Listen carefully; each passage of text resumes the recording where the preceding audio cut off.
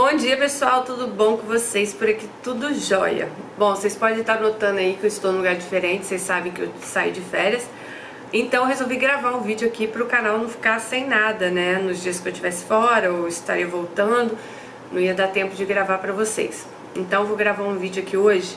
Eu escolhi essa história, gente, para contar hoje porque os últimos acontecimentos aí que a gente tem visto, né? Do Henry, que eu até falei aqui, do menininho. E muitas pessoas falaram que a mãe do Henry tem traços de mães narcisistas. E nós já contamos tantas histórias aqui no canal sobre mães narcisistas. E recebi mais uma. Então, o que eu quero mostrar pra vocês é que, claro, não tô falando que as mães narcisistas são assassinas, não é isso. Mas às vezes, igual o Henry, a mãe, por um descuido dela, né, pelo tudo que eu vi na história, eu acho que ela poderia ter sim visto que o menino ali estava sofrendo, mas tem mães que preferem pensar nelas do que nos filhos, né? Deixa sempre os filhos aí para o segundo plano. Por mais que às vezes ela queria dar uma vida melhor para o filho, como era a história ali, um cara com dinheiro. Uns falaram, Dani, ela era professora, ganhava 4 mil reais. Quando foi morar com um cara, ele botou ela num cargo para ganhar 16 mil. Então a gente não sabe até onde aí ela, né, mas ela errou, tanto que o filho dela acabou morto, né? Então assim, eu vi várias pessoas, né, contando as histórias, falando que ela tem realmente traços de mães narcisistas. E infelizmente a gente ainda recebe muitas histórias de alistas aqui que passaram por isso. E hoje a gente vai contar mais uma pra vocês. Então vamos lá. Bom dia, Dani.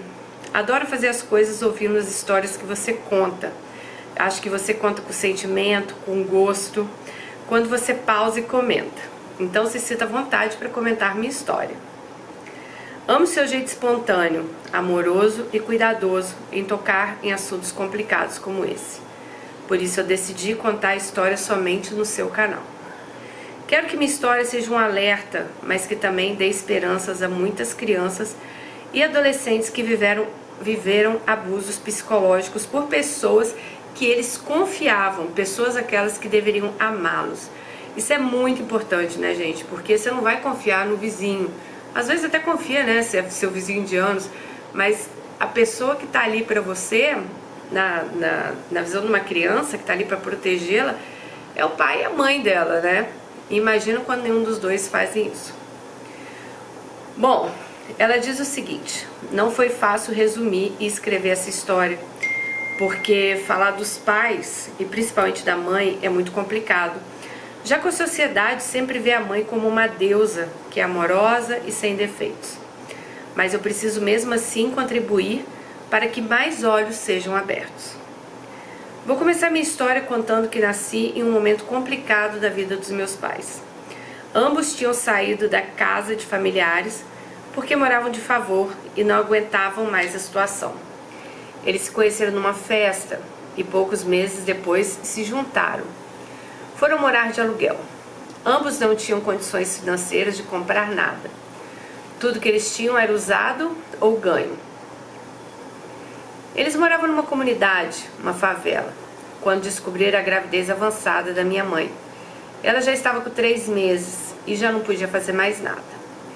Esse mais nada eu acho que seria um aborto, né? Mais pra frente vou detalhar como fiquei sabendo disso.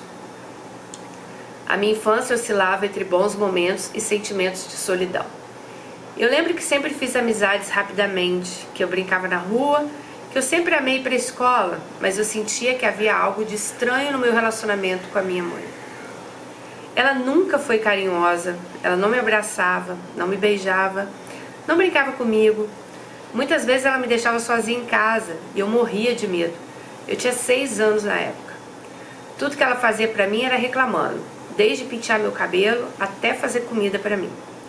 Eu sempre fui quieta, eu vivia no mundo da imaginação. Eu era filha única, então eu brincava sozinha em casa. Eu era tão quieta que os vizinhos falavam que nem parecia que tinha criança naquela casa. Mas minha mãe sempre reclamava que tinha que ficar em casa para cuidar de mim, que por minha causa ela não podia trabalhar, que por minha causa ela não tinha o dinheiro dela. E eu me sentia mal por isso. Então ela começou a me deixar com uma vizinha, que era maravilhosa. Acho que foi a melhor coisa que a minha mãe pôde fazer por mim naquela época. A vizinha era carinhosa, amorosa, me buscava na escola, conversava comigo. Até quando eu tive piolho, ela catava delicadamente enquanto eu deitava no colo dela. Falar disso me emociona, já que minha mãe, ela me machucava com pente fino. Ela botava umas misturas esquisitas, fedidas na minha cabeça para acabar com o piolho. Eu não tenho nenhuma lembrança de deitar no colo da minha mãe. Voltando a essa vizinha, ela era casada e não podia ter filhos. Não, e ela não tinha filhos. E ela dizia que quando tivesse um filho, queria que fosse como eu. Eu cheguei a sentir um amor imenso por ela. Pois acho que ela conseguia enxergar quem eu era.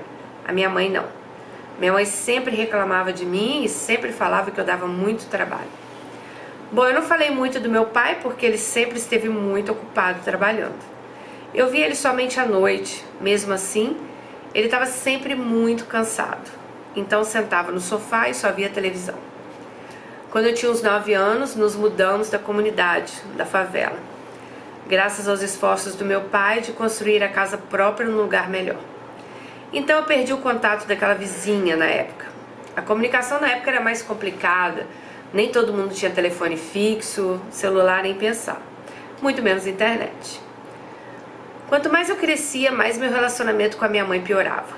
Então eu me sentia largada. Eu ia para a escola sozinha, voltava sozinha, só via meus pais à noite.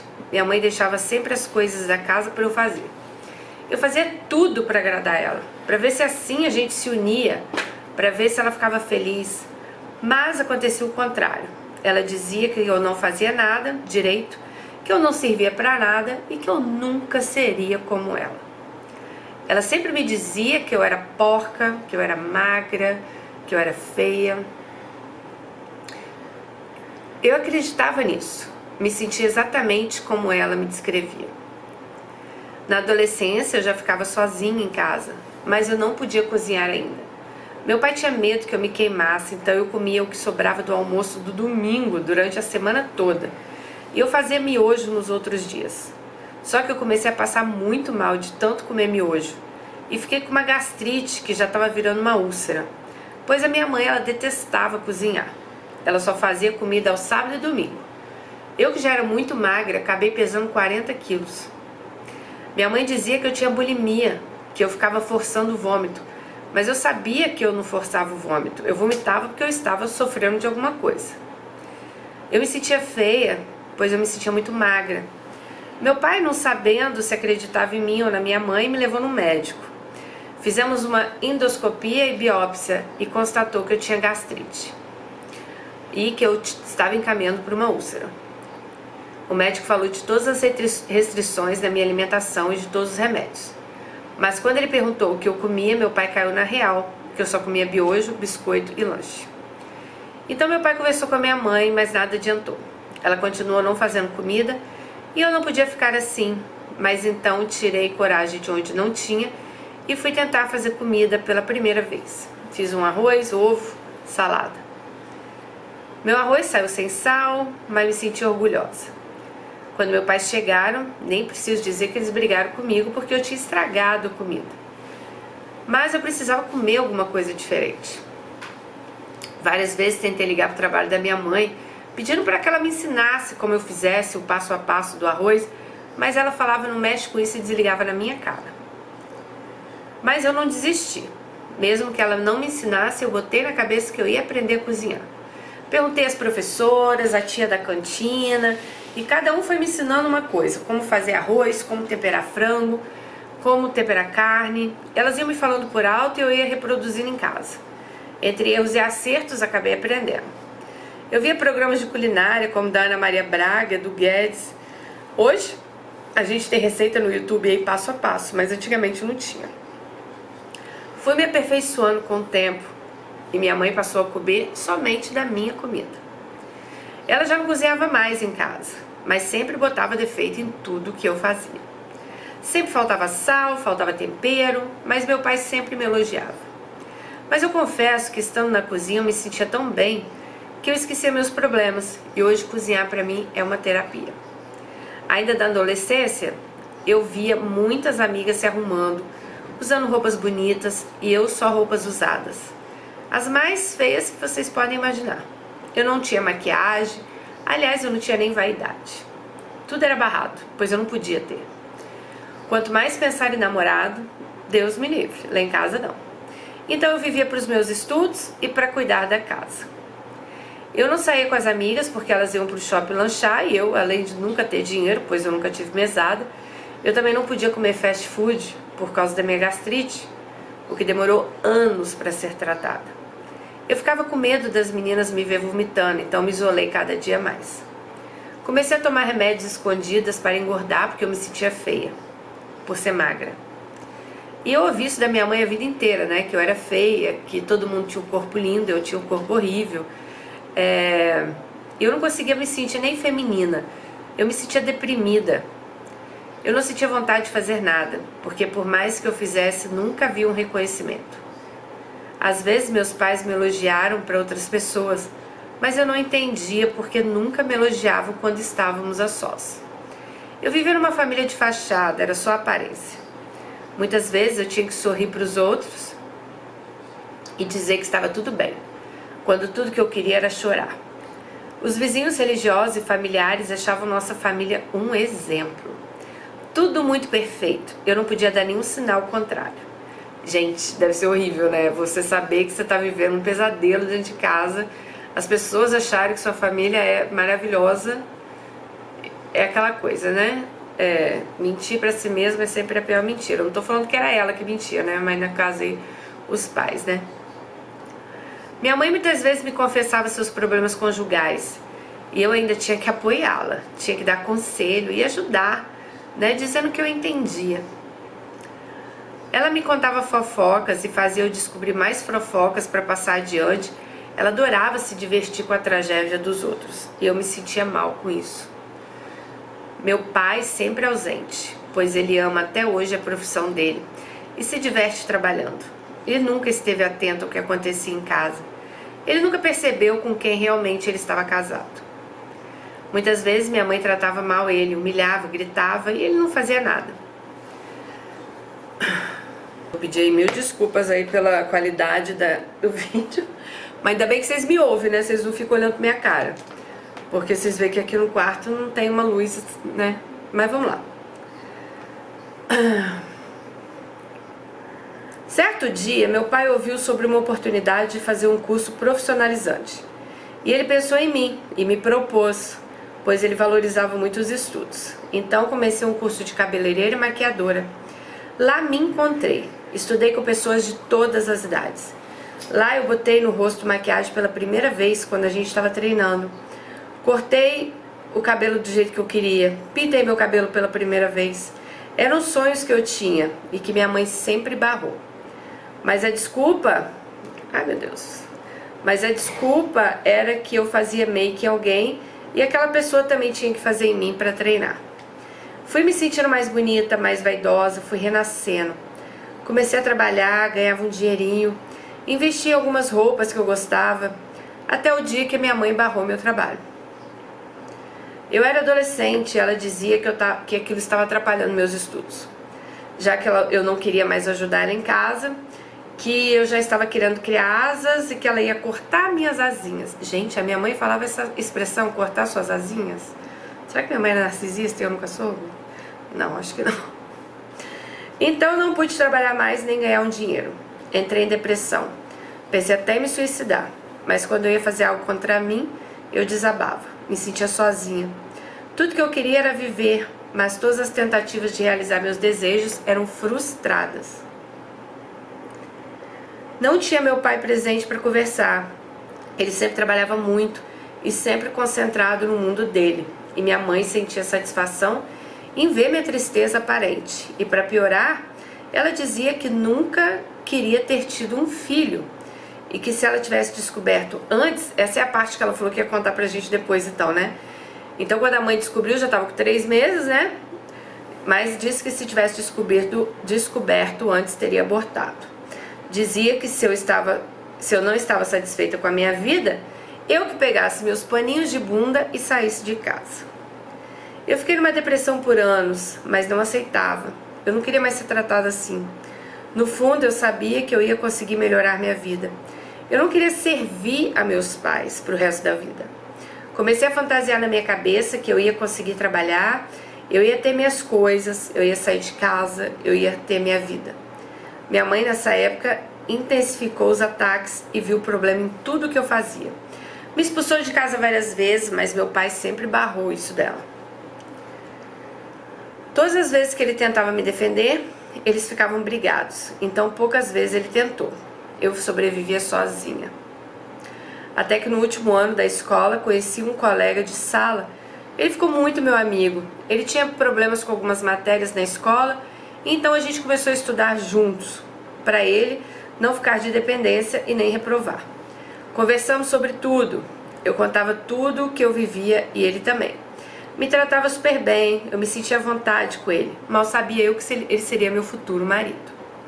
Nos apoiávamos muitas vezes nas nossas lutas. Nossa amizade virou admiração e amor. Então começamos a namorar. Mas não houve apoio dos meus pais. Quando fiz 18 anos, comecei a trabalhar fora sem apoio da minha mãe. Fui fazer entrevista sem ela nem saber. Consegui um emprego de telemarketing. Fiquei anos no setor de reclamações. O que foi muito difícil para mim, pois eu ouvia reclamação 24 horas por dia. Quando não era da minha mãe, era no trabalho. Mas lá eu aprendi muito e fiz amizade com uma amiga que passava pelos mesmos problemas que eu. A mãe dela fazia diferença entre ela e o irmão. Ela fazia de tudo, mas nunca tinha valor. Já o irmão não fazia nada e é o que no narcisismo aí chama de filho dourado, eu acho, né? Que é o filho dourado, o filho maravilhoso, que é aquele filho que nunca ajudou em nada, ele vai ser sempre melhor do que a menina, né? Para uma mãe narcisista, né?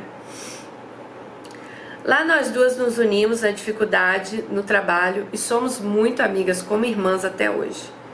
Eu tinha meu namorado comigo também, que trabalhava e me dava muita força. Consegui trabalhar em outros lugares também e juntar um dinheiro, até que eu comprei um terreno. Comprei sem apoio dos meus pais. Pedi muitas vezes para o meu pai ir comigo para ver a documentação, mas ele se recusava porque ele não queria que eu saísse de casa. Eles não queriam que na realidade eu vivesse meus sonhos. Porque eu resolvi tudo para eles, desde contas mensais, que eu enfrentava filas nas lotéricas, problemas bancários. Mas eles não entendiam que era meu sonho, que eu tinha crescido e que eu não iria continuar mais naquela vida. Enfim, comprei o terreno sozinha e uns anos à frente meu namorado também investiu as economias dele e comprou outro terreno. Apesar do não apoio dos meus pais, nós namoramos alguns anos e enfim saí de casa para me casar. Hoje sou casada com meu melhor amigo, graças a Deus somos felizes, somos uma família. Nos apoiamos sempre, nos juntamos para realizar nossos sonhos. Hoje meus pais o aceitam e tratam ele bem, mas não tenho também tanto contato com eles. Eu faço tratamento com uma psicóloga e decidi cortar relações com a minha mãe, pois me fazia mal. Ela continua me manipulando, me rebaixando, tentou atrapalhar meu relacionamento. Com meu tratamento entendi tudo que vivi com a minha mãe. A minha mãe tem transtorno de personalidade narcisista e eu estou lidando com os traumas e problemas que me acarretaram a vida inteira. Mas com certeza hoje eu sou mais feliz. Mas contato zero com ela. Apesar do meu pai ainda não enxergar quem ela é, ele talvez tenha sido um facilitador para os abusos psicológicos que a minha mãe fazia comigo. Hoje muitas crianças e adolescentes talvez estejam passando por esses abusos que eu passei. Quero alertar e pedir para que procurem alguma psicóloga, ajuda emocional, pois temos que ter uma rede de apoio, né? Para que as pessoas entendam o que você passou. Não tem ninguém no mundo que pode te impedir de ser feliz, mesmo se essa pessoa for a sua mãe. Eu me sentia solitária, mas Deus colocou pessoas certas na minha vida, como aquela vizinha, amiga do meu trabalho, hoje meu marido e amigo, e que sempre é apoiador dos meus sonhos. Eu nunca parei de sonhar. Sei que a minha história ainda vai trazer muitas alegrias, e quem sabe um dia eu venho aqui contar a parte 2. Alice, obrigada por ter compartilhado com a gente a sua história. Gente, eu acho que não tem nem o que comentar, né? É isso aí que ela falou. A gente sabe de tantas meninas que passam por esses abusos. Concordo com você, que eu acho que muitos pais fecham os olhos, eles veem os abusos, né? Eles acabam fechando os olhos, então eles são sim um facilitador desses abusos com essas crianças. E é muito difícil você crescer. Você teve muita sorte que você não se entregou, você sempre acreditou que você ia ser alguém, você acreditou nos seus sonhos e foi atrás. Porque, gente, é muito difícil você crescer ouvindo: você é feia, você é burra, você não vai ser nada, você não sabe fazer nada, tudo que você faz é errado. Por quê? Porque você acredita naquilo, né? Você vai crescer ouvindo aquilo. Eu já falei várias vezes pra vocês do livro Bênçãos e Maldições, né? Que, se eu não me engano, gente, até me perguntaram, é um livro, acho que de um padre, tá? Acho que é um livro católico. Eu li esse livro tem muitos anos, eu não lembro. Mas ele fala muito isso, tipo, não é nem só pra filho, né? Ele fala questão pai e filho. Mas você, como mãe ali, como pai, você que tá, né, em contato com aquela criança, você tem que jogar bênçãos pros seus filhos. Ah, meu filho, você não conseguiu agora, você vai conseguir depois. Por exemplo, quem me acompanhou e sabe, minha filha tentou 4 anos entrar em medicina. Eu poderia ter falado pra ela: ah, Melina, desiste disso, não dá pra você, vai fazer então outra coisa, entendeu? Porque ela já tinha passado em outros vestibulares nesse meio do caminho, né? Ela chegou a fazer 1 ano de nutrição, ela chegou a passar para odonto, mas ela triste porque ela queria medicina. Então, assim, e acho que tanto eu quanto o pai dela, a gente nunca deixou ela desistir. Não, é medicina que você quer? Então você vai fazer medicina, né? Eu vi esses dias o último capítulo de Amor de Mãe, não sei se vocês acompanharam essa novela, e eu acho que a filha da dona Lourdes até fala no final da novela, ela fala assim, ó: a minha mãe, ela não tinha muitas condições, mas se um filho falasse assim: você é astronauta, ela falava: ah, você quer ser astronauta? Então você vai aprender a chegar na lua. E é isso mesmo, entendeu? Você quer ser médica? Então você vai aprender a ser médica, você vai entrar na faculdade. Tô falando um exemplo, né, gente? Mas se seu filho quer ser advogado, ah, não, você vai ser. Então eu acho que a gente tem que ser para apoiar. Porque se você começa na primeira dificuldade, que vão ter muitas, né? Nada na vida vem fácil pra gente. Muitas vezes você não vai conseguir de primeira. Então, se a primeira dificuldade que seu filho tiver, você: ah, isso aí não é pra você não, menino, vai fazer outra coisa. Não, seu filho, ele vai desacreditar nele, porque quem é o maior apoiador ali, gente, é você. Você que é mãe, né? E é triste, triste mesmo ver que tantas meninas têm que lidar com narcisismo dentro de casa, ou às vezes nem só narcisismo, né?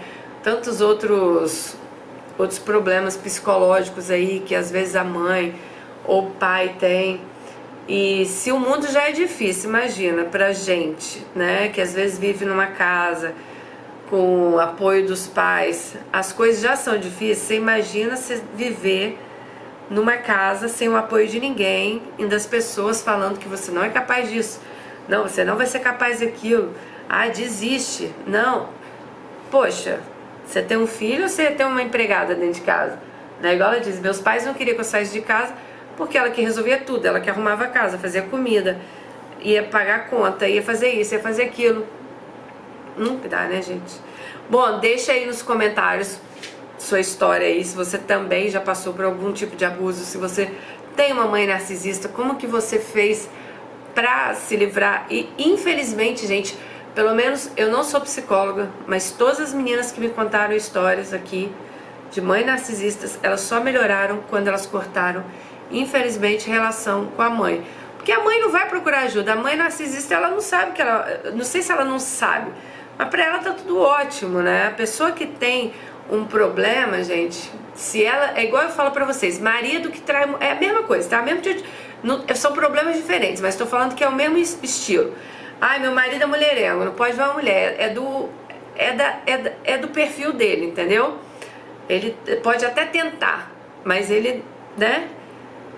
Mas se ele vê que aquilo não é um problema pra ele, ah, não tem problema nenhum, eu sou casado, mas eu saio ali, tô com outra, volto pra casa, tá tudo certo. Enquanto aquilo ali não for um problema pra ele, ele não vai procurar ajuda, porque aquilo ali é um problema pra você, não pra ele. Então, assim, o que a gente tem que fazer numa hora dessa? Se afastar, porque você não vai mudar ele. A mesma coisa uma mãe narcisista. pra ela isso é problema, eu acho que sua mãe bota a cabecinha dela no travesseiro e dorme igual um anjo. Porque talvez pra ela nem saiba que isso é um problema, entendeu? Agora, o problema é pra quem? Pra quem tá passando por aquilo, né? Pra você que pega essas consequências aí. Então o que você faz? Infelizmente é se afastar, não tem outro jeito, né? E procurar aí ajuda psicológica pra voltar a autoestima, voltar toda aquela, né? Tudo aquilo que você perdeu durante esses anos, tá bom? Beijo pra vocês e até o próximo vídeo. Tchau!